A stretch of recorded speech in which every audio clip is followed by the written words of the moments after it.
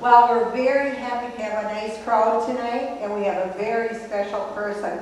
And I think it's special because he's from Millbrook, right, Melvin? Oh, yeah.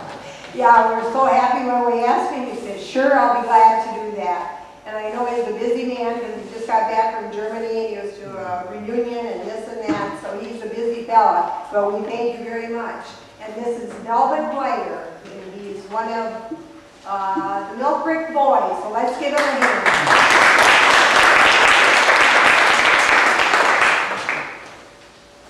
Well, thank you, Sandra. I'm going to try to talk without the mic. I like to move around, and that I'm afraid would inhibit my style.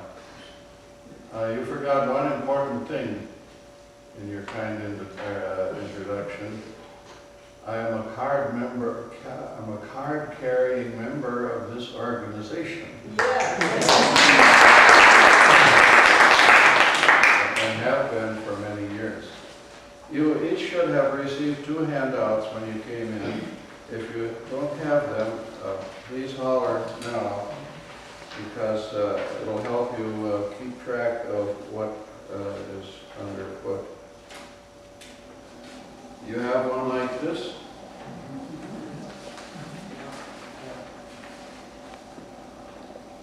In talking about area and Beef River Gesamtverein, I felt it was necessary to do a little bit of history of the area that led up to the development of the Singing Society. In 1839, a man by the name of Thomas A. Holmes settled in a place called Holmes Landing. He was a woodcutter, and later on in his stay here in Buffalo County, he started up a trading post, trading with the natives of both races. You now know that Holmes Landing has a different name. Can you help me out? Fountain City. That's right. Holmes Landing now is known as Fountain City. Then in 1848, in a place on the river called 12 Mile Bluff, Victor Probst and John Wacker, who were woodcutters, came up from Fountain City and settled on the islands across from what is now our hometown. You will recognize 12 Mile Bluff as the present name for Elma. Alma. That is correct. Why was it called 12 Mile Bluff? Well, it just happens that this location is 12 miles south of the mouth of the Chippewa River as it runs into the Mississippi. There was a big bluff in the back of the town, big enough so that it stood out. None of us have ever seen it that big. I was told that steamboats coming down the river under moonlight at night could see that bluff, and they knew then that they were on the right trail to go south. Well, so we know that as Alma. These guys were woodcutters. They built a shack across the way from here. There were plenty of ash trees out there in the bottoms, and they made cordwood, which some of you old timers will recognize as a 4-foot length, split up into thicknesses such as would go into a furnace, and that cordwood was ideal for use in steamboats to fire their boilers. The steamboat started in 1823. After that, there was a steady traffic north and south, north going up to Fort Snelling, which is near St. Paul, Minnesota. The county called Buffalo was organized in 1853 with Fountain City as the county seat.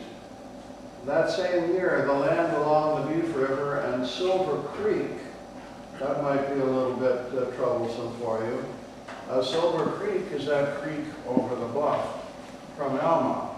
Why they named it Silver Creek, I don't know. But I think maybe at that time the sand in the creek bottom was so pure and looked so beautiful that they thought, let's call it Silver Creek.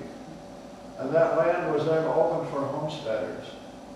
In 1855, a character by the name of William H. Gates arrived in 12 Mile Bluff. And he became everything there was here in Alma that a guy could do. He was the postmaster, he was the register of deeds. He did everything. Sandra, you would have loved him. Yeah. And as a postmaster, he got tired of this 12 Mile Bluff business, and he searched for a better name. And he claims that he looked at an atlas, a children's atlas, and found the name Alma as being part of, or what was important during the Crimean War. Well, Mr. Kessinger, when he wrote his history of Alma, said that's foolishness. The war was in 1854, and by 1855 there never was a geography book in Alma that had the name Alma in it. So he must have got it out of the newspaper. And he figured that's a good name for this place, and it stuck. Then the next 2 years, from 55 to 57, there were many homesteaders and land speculators claiming land around Alma. In 56, the first crops were planted by the early settlers. In 1858, a mill was built on Silver Creek by the Gobar brothers of Alma, and this character, W.H. Gates. They had a guy by the name of August Grams, a Swiss immigrant, and Peter Kleiner as millers. Now, it was kind of a funny thing. These guys from Alma didn't own that land. They just went out over the hill and they said, hey, this looks like a good place for a mill. And so they built the mill. And later on, somebody claimed that land and became the owner of the land, of the mill. But at any rate, it turned out to be a boon and a godsend for the people of Alma, because before that they had to hike all the way to Fountain City to get a sack full of flour with which to bake bread. And so a mill was needed, and it turned out to be a very successful production. Because the mill was there, the area gradually became called Mill Creek, and so today that's what it's called. My grandma came here in 1854 when she married my grandpa, and I have letters that she wrote after 1884 using the salutation Silver Creek, Wisconsin. So that name stuck for quite a while. But gradually it faded out and we became Mill Creek. In 1860, Alma was voted as the county seat. Now that would be enough for a presentation here for your historical society, how that came about. In 1862, the wheat buyers arrived, and I didn't name any of them because there were numerous men who came. Alma became the center for the storage and shipment of wheat. And at that time, wheat was selling for $1 a bushel, and that was big money back in those days. So, Alma, at one time, had 150,000 bushels of wheat stored in those, I don't want to call it elevators, they were storage buildings along the river. And then the steamboats would pull up in the spring and summer and load up last fall's crop and take it away. In 1863, the Alma Glee Club was formed.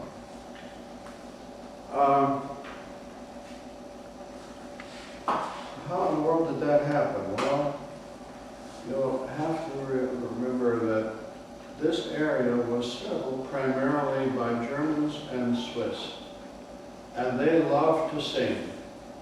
And you go to Germany and Switzerland today, and you'll find almost all the little villages and cities have their own glee Club.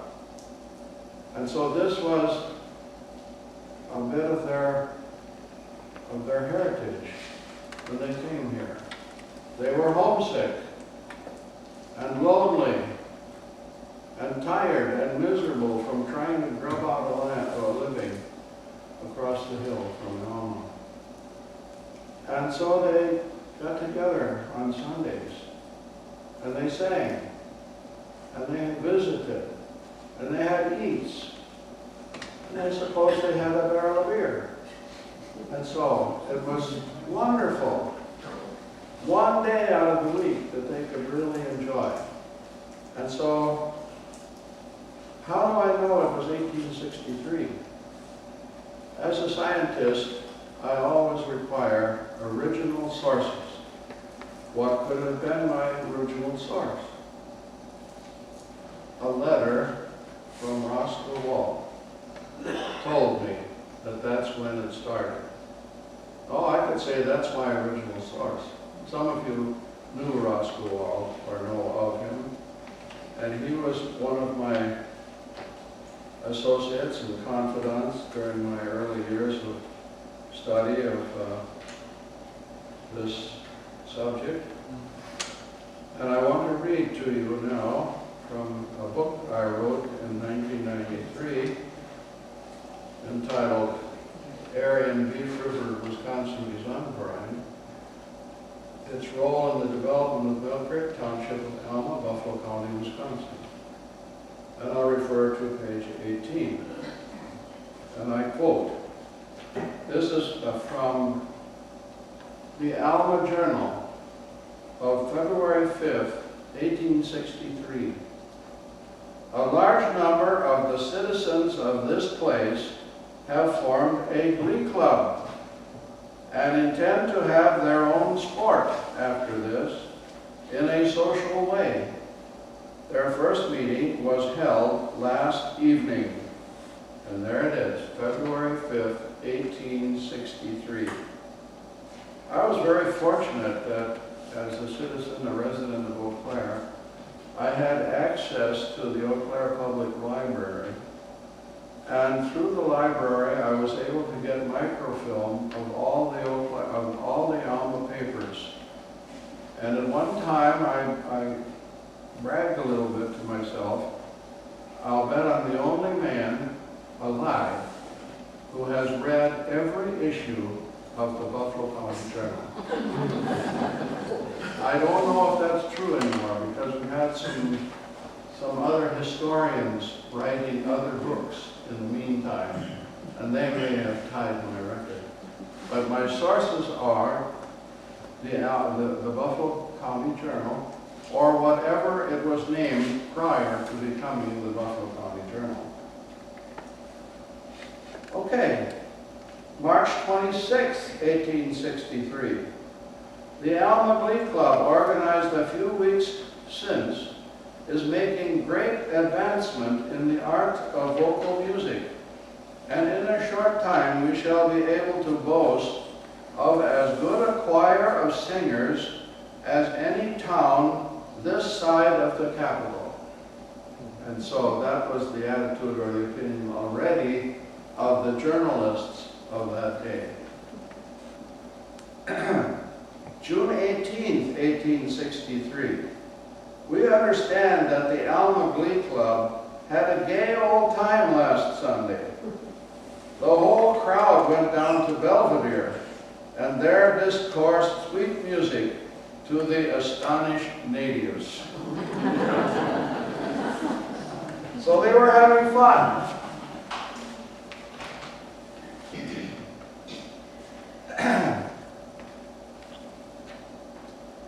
Later, that glee club got the name Concordia. Now, Concordia was a common name for glee clubs. I happen to be associated with Concordia University, which is in Mequon near Milwaukee, so that's a common German name. And here it is, the original Concordia Gesundheit. I hope you can see this.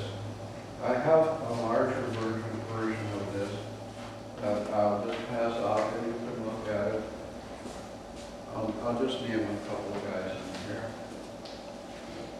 that would be familiar to you. The leader was a man by the name of Tester, and we had a store here in Alma called Tester in Holland. And this is the guy, he was the leader of Concordia. And there are other guys here that were early members. Charles Shetley, I'll talk about him. Here's Nicholas Philippi, the sheriff of Buffalo County.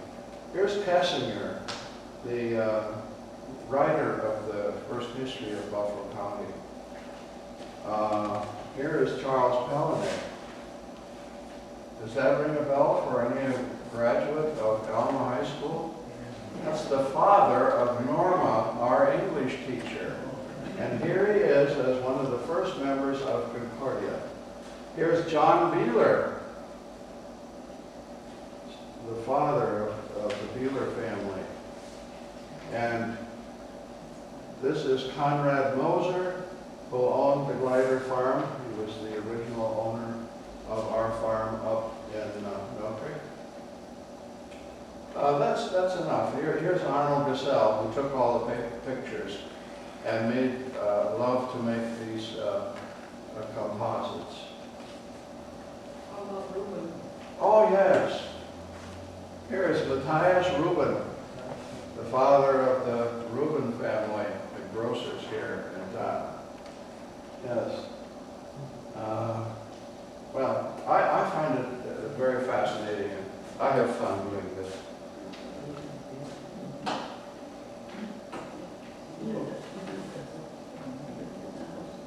Okay, the next date I have is 1864, and I say Joseph Schlumpf arrived in Elm. Well, who in the world is Joseph Schlumpf?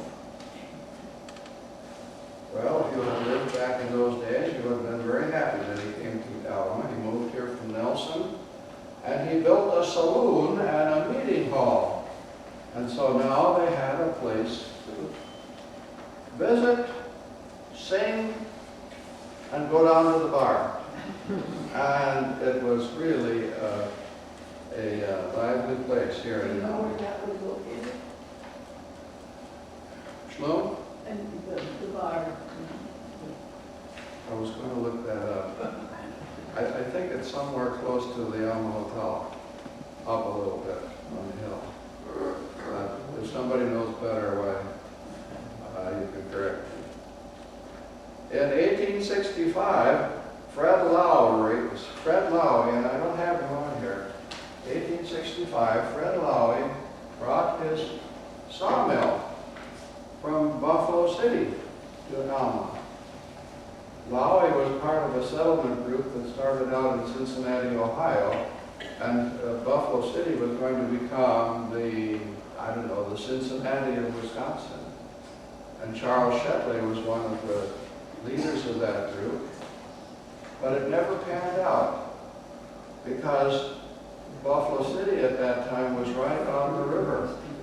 And it was perfect for this purpose. But then the river in its wisdom moved to the west.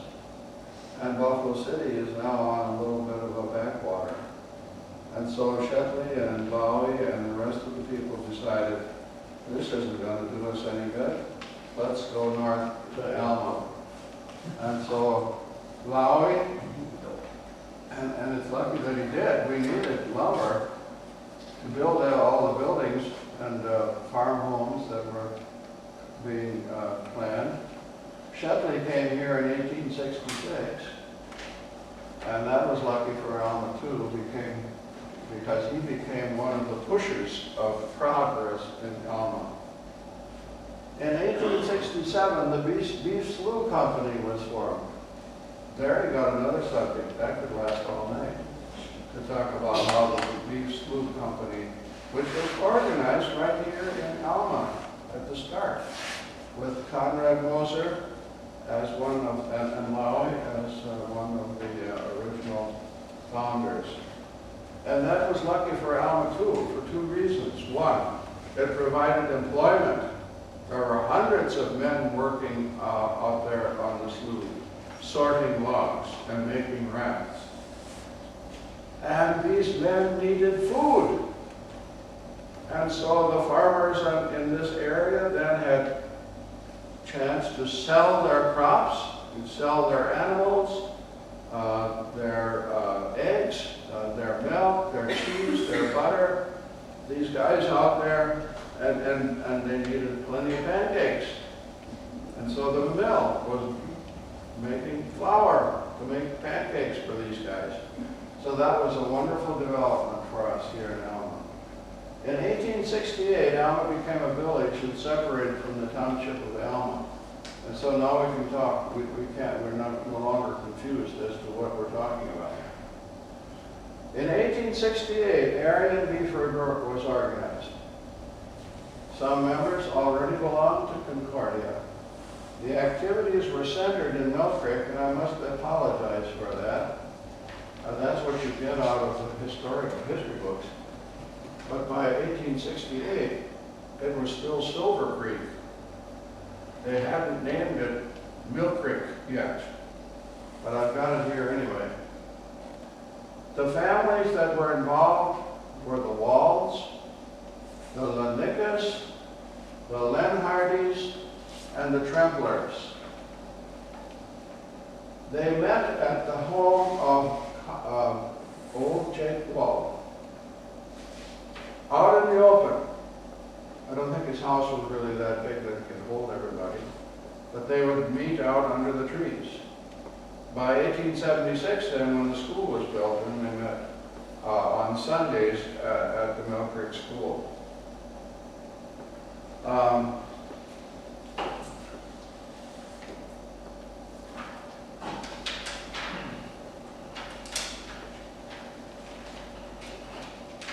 And here they are. These are the heroes of history that we are celebrating here tonight. Wall. You'll see walls all through here. Do I have that focused? There. That's better. And here it is. The original portrait. This was owned by Fred Lander. And Beatrice, I didn't know he was going to sell this at auction, or I would have been here. And Beatrice would not own this at the present time. She would have probably bid you up on it. Probably she would.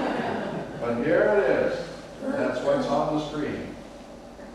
Fred loaned that to me once, and I made a Xerox copy of it, and this is a screen of that, or an overhead projection slide.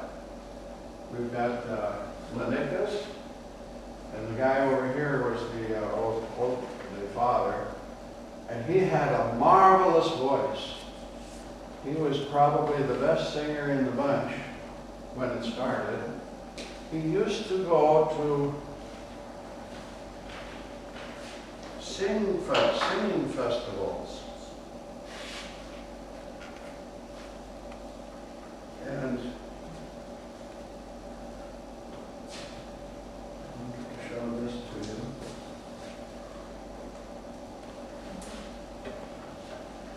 When they went to singing festivals, they always had to have a ribbon showing where they came from.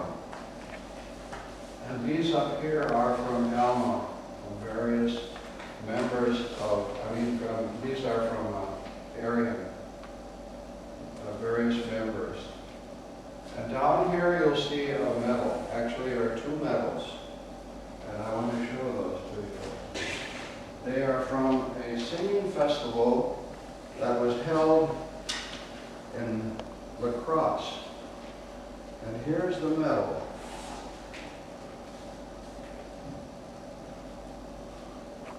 Aryan, or Arion, as I think it would be in the native language, was a Greek god of music music, usually pictured in flowing robes, playing a lyre. And this became the symbol for Aryan Beef River. And this is a medal that Lenica won with his singing ability at the regional Songfest. On the back of the medal, it has a German inscription, which translated is, "The dignity and honor of mankind is in your hand, now preserve it." And that was their attitude as singers. You aren't here just singing, just for the fun of it, but you are preserving this heritage. Now take care of it. Well, how did it get Beef River? Well, they couldn't name it Milk Creek because there was no Milk Creek yet at that time. But there were members, you recognize some of the names on the portrait, who lived along the Beef River. And so they got their name on there too. Aryan Beef River, Gesangverein is German for Singing Society. Now how in the world did they get connected with Aryan? Well, there are 3 singing societies in this area that have the name Aryan. One was in Chicago, one was in Duluth, Minnesota, or Duluth, Wisconsin. Duluth, Minnesota, right? And the third one here in Milk Creek. Also, I found this. It's an ad for a piano forte, the forerunner of today's piano. And the brand name was the Aryan. And so this shows that Alma didn't, or Milk Creek, Beef River, they didn't just pluck something out of nowhere, but it had been used already as an advertisement for pianos. Now, how are we doing? In 1869, a man by the name of Gottfried Huber moved into the town of Elm. Okay, so who cares? Who in the world is Gottfried Huber? Well, he bought some property that was right next to the Wald farm, where the Wald brothers lived. Later on, it became known as the Govar farm, then the Dinger farm, and then it became the first farm home of my sister and her husband, Martin Mulligan. That was the guy that lived on your farm in 1869. Well, so what? The so what was, that guy could sing. He could sing like nobody else except maybe Lenica. Not only could he sing, but he had leadership ability. And so the next year, the members of the Singing Society elected him as their leader. And you see on my handout, he served them in that capacity over 30 years. And then he moved to Alma and continued to serve. And it is through the efforts of this man, I am convinced, that Aryan Beef River became one of the 2 best singing groups in all of western Wisconsin. So remember that. Gottfried Huber, or Hoover. I don't think he's related to the present family.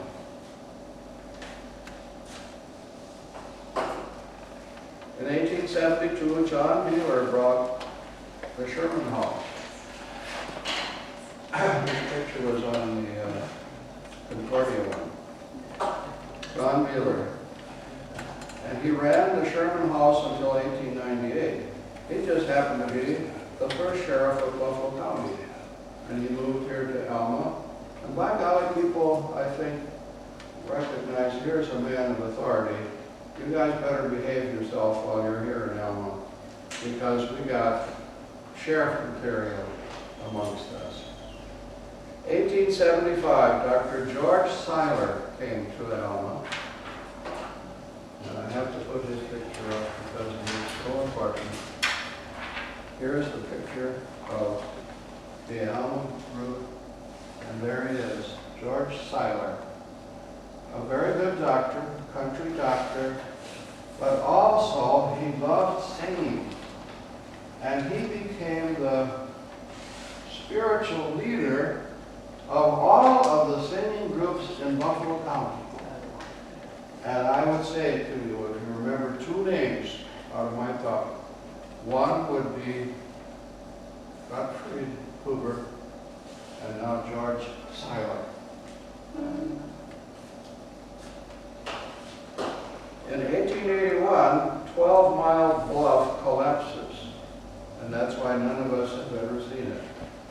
On its way down, it destroyed the Schützenverein, which is the shooting society grounds, and it is now the Alma Cemetery. In 1882, George Shepley, always the promoter, encouraged the people of Alma to build Concordia Hall. Now, those of my generation will remember that as the MWA Hall, which was the center of life here in Alma for many, many years. In 1885, Alma became a city. The railroad and telephone line got here, and the Frosten Society was organized. And Concordia gradually faded away, but Frosten, which means merry minds, became the leading group in the city of Alma. In 1889, the Buffalo County Sängerbund was founded by Dr. Seiler and J.L. Uttermail of Fountain City. It consisted of the societies called Alma Frosten, Germania of Fountain City, Aryan Beef River, Wamandi Harmony, Lincoln Frosten, and the Liederkranz of Cochrane. Now, this was at the height of singing societies in Buffalo County. Every year they had a county festival, and they took turns, the various groups took turns hosting it. The first one was in Fountain City, the second one in Alma, and the third one was in Wamandi, with Aryan Beef River as the host. And they had, no, I'm sorry, I got ahead of myself. The third one was here in Alma, and they had over 2,000 people present, 150 singers, and 8 societies. Now, can you imagine what that was for this little town? Double the population. Singers came in by speedboat, by train, by horse and buggy, or walking into town. And in the evening, they had the program at the Concordia Hall. Can you imagine what that must have been like? 150 singers singing their hearts out under the direction of Gottfried Huber and Dr. Seiler. That was the height of singing in Buffalo County. Then the next year, in 1893, Aryan celebrated its 25th anniversary. And in order to celebrate, Alan, can you help me now?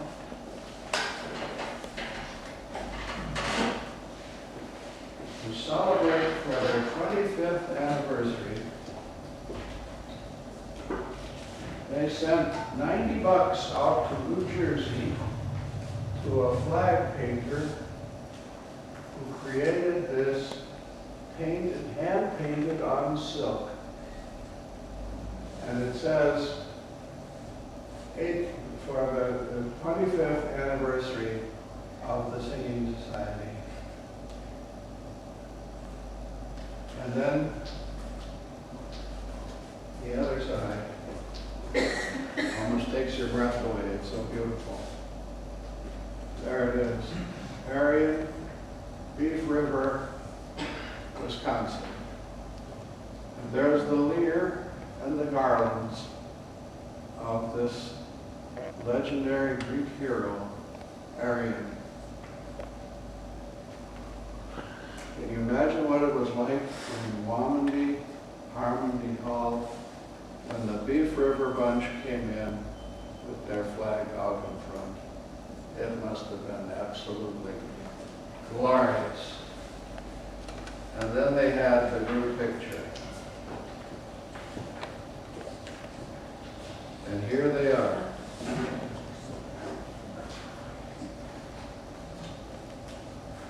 Because the Beef River guys brought their flag, and you can see it back here. And this is a guy by the name of Wainundi, who was the flag bearer. And I think this is E.F. Gans holding it up like I did over there. E.F. Gans at that time was a teacher in Mill Creek, and he lived with the Yosts. John Yost was also a member of the society. And there it is. Other members, some names you would recognize. Paul Lanica. Old Jake Wall. You can always recognize him with his black beard. The leader of the Mill Creek Bunch before Hoover came along. Andrew Miller. Some of you may be even related to him. There he is. And this man, Ludwig Fred Gleiter, our grandfather, who was a member of the society, and like all Gleiters, he likes to get in the front of the picture.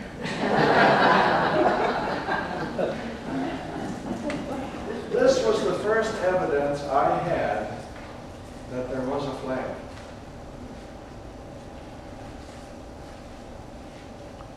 By the way, I can name more of these people, but my father and I took this to Ursula Reich, and she gave us some of the names.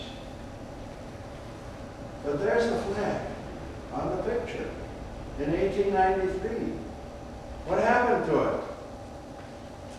A couple of years, in 1885, I wrote a letter to the Buffalo County Journal asking for help to find that flag. And I never heard of it. No, it was 1985. I wrote to the Buffalo County Journal. I asked them, does anybody know where this flag is? And nobody answered. And then, you guys want to tell the story? You will read on the handout, way at the bottom.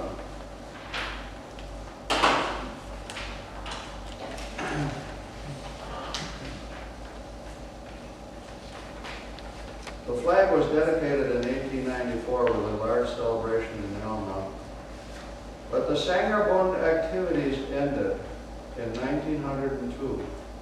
Area members continued to participate in weddings and funerals as they had done since the 1879 funeral for John Buckley, ending with the 1927 funeral for David Yost Jr.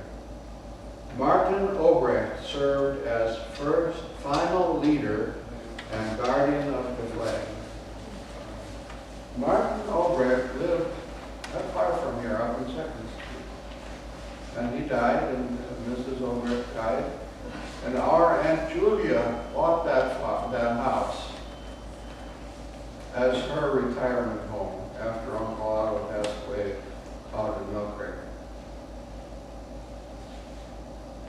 Julia sold it eventually to Beatrice Gleiter, Alvin's daughter. They had an auction, sold everything.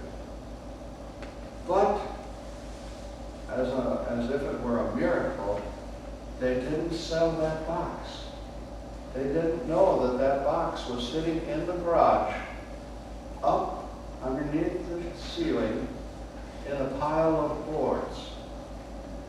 Now, Beatrice, at that time, was interested in building things, and she needed some lumber. So she pulled off some boards from that pile, and lo and behold, there was a box, that big one, with a cover on it that said, Hoover Brothers, Alma, Wisconsin, $90 from the Atzingen Flag Painting Company. Inside the box was that little box there made out of mahogany. And inside that little box, some of you saw us take the flag. And there it was, almost as a miracle that it had been kept intact, almost as good as new, for us to find. We used it for Milk Creek picnics, and now you have it here this evening for your celebration. We're just delighted that Beatrice allows us to show this. It is priceless, that piece of silk, but it is proof that there was a thing like Aryan Beef River, and we have here the badges that the people wore, especially at the bottom here, those that came to the county Singer Fests beginning in 1893, 94, 95, 96, 97, 98, 99, and 1900. Now, you might ask, how did I get this? Well, of course, I was there. I'll wake you up. Of course not. But I did have the guy there on the picture was my grandfather, and he had some of that stuff. And my grandmother gave it to me. Maybe the white hope of the family might be somebody interested in these pieces of cloth and whatever. But also, my Aunt Esther married Ewald Hartman, who owned the Lenicka place. And these things were in the Lenicka house. And so they gave them to me. And eventually, these will go to the museum. In the meantime, I'm having fun. That's about it. I had one other, here is the group. Can you guess where this is? That's the Milk Creek School. And this proves that they did meet there on Sundays for their practices. And you can see they've all got their songbooks. And here is old Jake Wald, one of the founders of the group. And Roscoe once loaned Jake Wald's songbook to me, and I made a Xerox copy of it. And you might want to take a look at it. A Xerox of the original songbook. And here we have the songbooks from Frozen. That was the second group here out of Alma. And they did a nice thing. When it looked like singing groups weren't going over so big anymore. They voted to terminate. And what did they do? They gave their songbooks to Beef River. I don't know how you got those. Well, actually, they were back at Bob's place. Remember, Sharon and my sister had gotten a dresser. And here they were in that dresser. I think John Boss maybe belonged or was singing with that. And he gave her the dresser, the books were in it, and she said, I don't know what these are. She said, I don't, you want them or you keep them? So that's how come I still have them. Well, these are dandy. You can see the label on it says Alma Frosted. Well, they were brave about it. They voted to terminate. Arian didn't do that. They just gradually faded away. And that's why that box was in Martin Obrecht's garage. Are you tired, Al? Just for fun, I wanted to read something to you. And those of you who are from Mill Creek will get a chuckle out of this. It doesn't have anything to do with area and Beef River, but it's a little bit something about life in Mill Creek. This is June 6, 1889. A number of men were at work raising a barn on George Femian's farm. You know, that's back in Mill Creek, where the Grubs used to live. When a large black bear was discovered on the side of an adjoining bluff. He was a big black fellow, and the excitement ran high among the multitude of people present.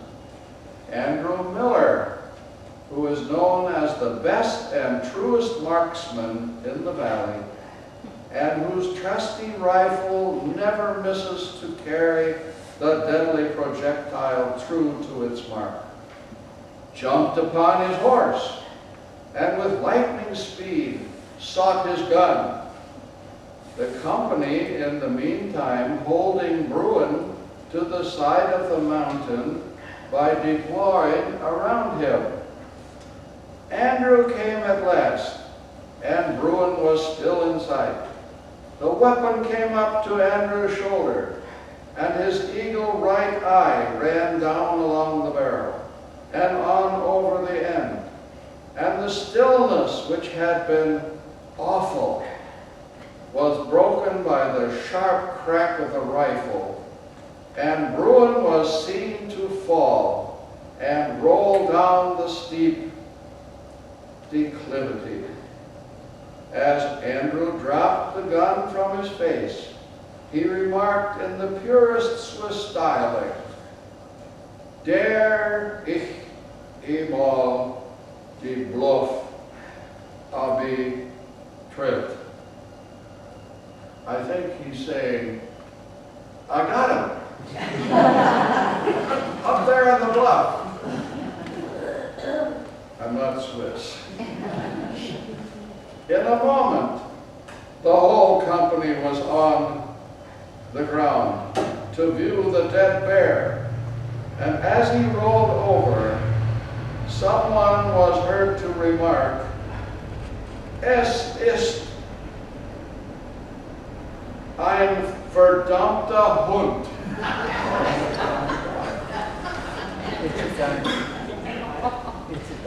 I'll translate it for those people that know. It's just a damn dog. And so it was. The bear was a large Newfoundland dog. Andrew has nothing further to say. Well, thank you. I could go on all night, but I could do that.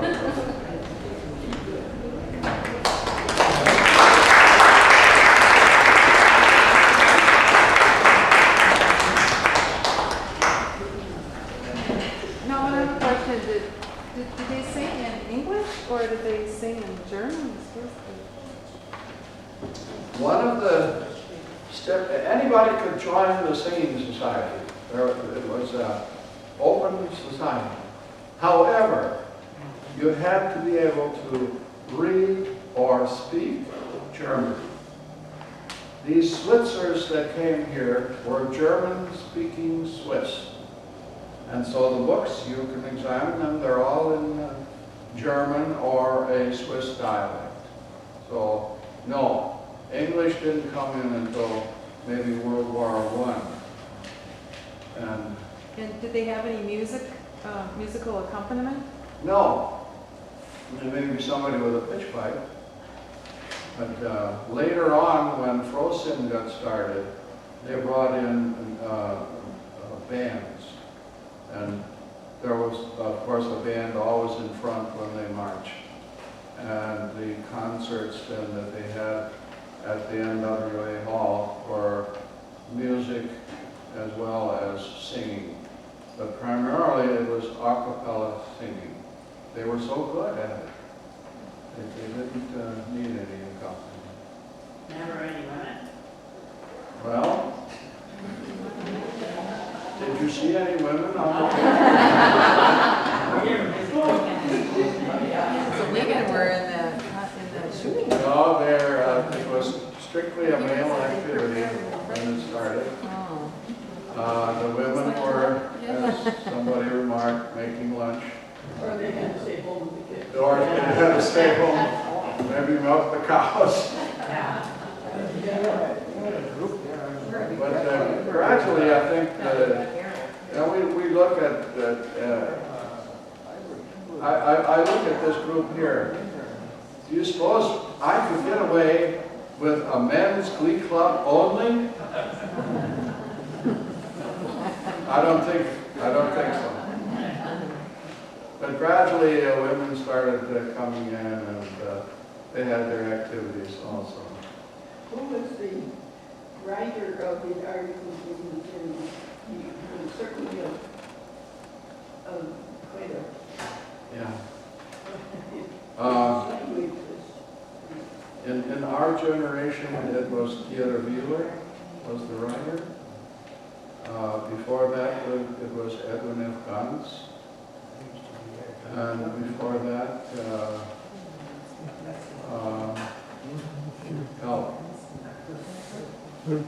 They changed a lot before the 1900. yeah. Changed hands a lot. But the real beauty of the Buffalo County Journal is Edwin F. Guns and Theodore Wheeler. And I have here in the book that I put together almost every obituary that was written in regard to this outfit. The only one that I'm aware of that I don't have is the original Conrad Wall, and I don't have the original Lowy, Mr. Lowy. I don't have those two. But everything else is good. I prepared this in 1993. That was my first task after I retired from the university. And we sold copies. Many of you may have copies of this. I hope you didn't just throw it away. I think I charged dearly for them. But I never made a penny on my investment. Anything else? I think you donated one to the Buffalo County Historical Society. Yes, I did. And then Kelly was just saying if anybody would really like to look more at it, they're welcome to come out. Yeah. And to there the is a Historical copy. Society. I sent a copy to the Wisconsin Historical. Yeah, we do have one. In fact, I looked in it when we were doing the article for this. And I also mentioned to her that if anyone wants to meet your record of reading all the papers, we have all those on microfilm too. That's great. That's wonderful. I just have such a fun of doing this. The the people that I knew and heard of when I was 15 are now partially alive through my efforts. Well, thank you very much.